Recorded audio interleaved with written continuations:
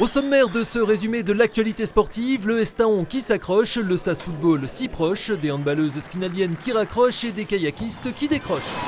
Mais l'actu, c'est tout d'abord la victoire de Romain Fèvre sur le Grand Prix d'Espagne, 8e manche du championnat du monde MX GP, la deuxième cette saison. Profitant de l'absence du tenant du titre, le Slovène Tim Gager, blessé, le pilote de Dogneuville avait pris les commandes du classement général et la plaque rouge de leader lors de la dernière étape et a conforté ce dimanche son avance sur le Belge Luca Koenen. Suite dans 2 semaines avec le Grand Prix de France à Ernée.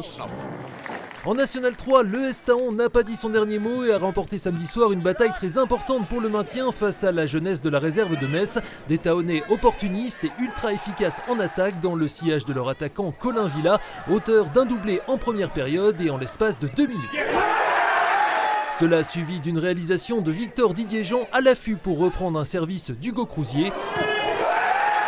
3-0 à la 39e minute pour les Vosgiens, mais 3-1 à la pause après un pénalty généreusement accordé aux Mosellans et converti. Qu'importe, Colin Villa s'illustrera à nouveau à l'heure de jeu en réalisant un hat-trick pour redonner 3 longueurs d'avance à ses couleurs. Les Messins réduiront l'écart dans le temps additionnel en scorant à 2 reprises, mais sans changer l'issue de la rencontre. Victoire 4-3 et les 3 points pour le Estaon. On s'est fait un peu peur en fin de match, mais voilà, l'important c'était les 3 points, la victoire, et en plus on a vu qu'il y avait des résultats favorables dans les autres terrains, donc c'est de bon augure pour le dernier match et on va tout donner, on sait que ça restera encore une finale. Premier relégable à 1 point de la sortie de la zone rouge avec le jeu des confrontations directes, le Estaon sera dans l'obligation de s'imposer samedi prochain chez la réserve de Sochaux, actuelle 3e, pour renouveler son bail en National 3. Une division que devrait quitter l'US Raon-l'Étape, mathématiquement reléguée après son match nul 1-1 à Sarre-Union, après 32 années en championnat de France.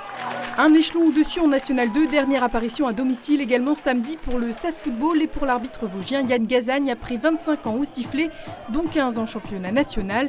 Pas de réel enjeu pour cette avant-dernière journée entre 2 équipes déjà maintenues, les Corses de Balagne et des Spinaliens qui avaient à cœur de bien terminer à la Colombière et étaient récompensés sur ce beau mouvement conclu par Karim Koulibaly, 1-0 à la 24e minute.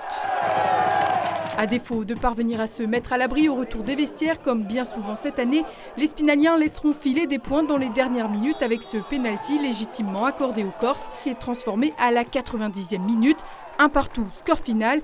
Anecdotique, le SAS prépare déjà sa prochaine saison. Les entretiens individuels ont débuté ce lundi. L'objectif, c'est de garder une ossature de cette année et de ramener 4 à 6 recrues. Est-ce qu'on arrivera à le faire ?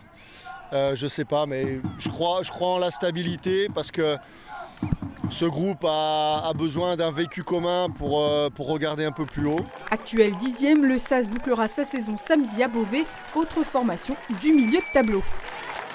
En handball, les Spinaliennes se produisaient aussi pour la dernière fois de la saison ce dimanche au Palais des Sports Émilie Wolf, avec à la clé une victoire 37-30 face à la réserve de Dambar-la-Ville, et ce sans remplaçante. Un match à l'image d'une saison avec un effectif restreint et de nombreuses blessures. Dernière en date, celle de la gardienne titulaire Émilie Boivin, touchée au ligament croisé, qui met fin à sa carrière, tout comme Alexandra Gonigam et Annabelle Dichiara. Ajoutons à cela les départs des talentueuses Sophia Boulassel et Louise Neveu, recrutées par le club d'Arenheim, où elles rejoindront la Spinalienne Julia Frais en N1 et du coach suisse Mickaël Mercanton sur le départ pour l'Azu Lyon. C'était le dernier à domicile, un peu d'émotion et c'était chouette, c'était vraiment chouette. Les filles, elles ont fait une belle prestation et il fallait quand même aller le chercher. On a peu de remplaçantes donc c'était franchement chouette comme match. J'ai passé des super années d'handball ici, je ne suis pas spinalienne et ouais, vraiment beaucoup d'émotions. J'ai rencontré des filles exceptionnelles qui sont là dans les tribunes et ma famille, donc ouais, c'est vraiment un match avec beaucoup d'émotions comme j'avais jamais vécu avant. Comment on se projette maintenant pour l'année prochaine ? On est en train de recruter sur l'ensemble de l'Est de la France. On a un coach qui va venir qui vient de Montpellier, qui va arriver courant du mois de juillet et qui va structurer donc tout le pôle féminin. 4e, Épinal Handball tentera de monter sur le podium à l'issue de la dernière journée à Strasbourg-Schiltigheim. L'effort basket Mirecourt peut même espérer rejoindre le niveau supérieur en cette fin de saison.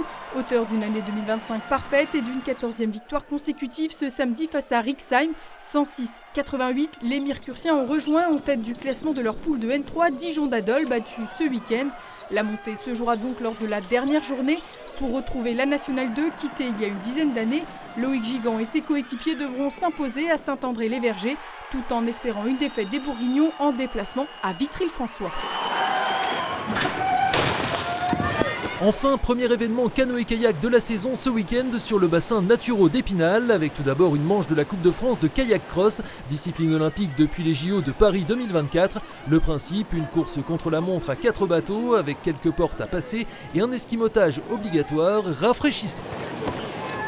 Rebelote le lendemain, toujours avec le Golbet Épinal Saint-Nabor aux commandes, pour cette fois une manche de la Coupe de France slalom de National 3 avec quelques 200 athlètes, des compétiteurs loisirs, des jeunes cherchant à gravir les échelons et des plus expérimentés engagés sur une autre discipline, à l'image ici de Léo Ulmer du GESN, spécialiste de canoë, membre du collectif national U18 cette année et engagé en kayak pour parfaire sa préparation et surtout marquer des points dans le cadre du championnat de France des clubs. Le classement sera arrêté après les France Élite à Épinal les 18 et 19 octobre prochain. La base Naturo accueillera également une compétition internationale fin août.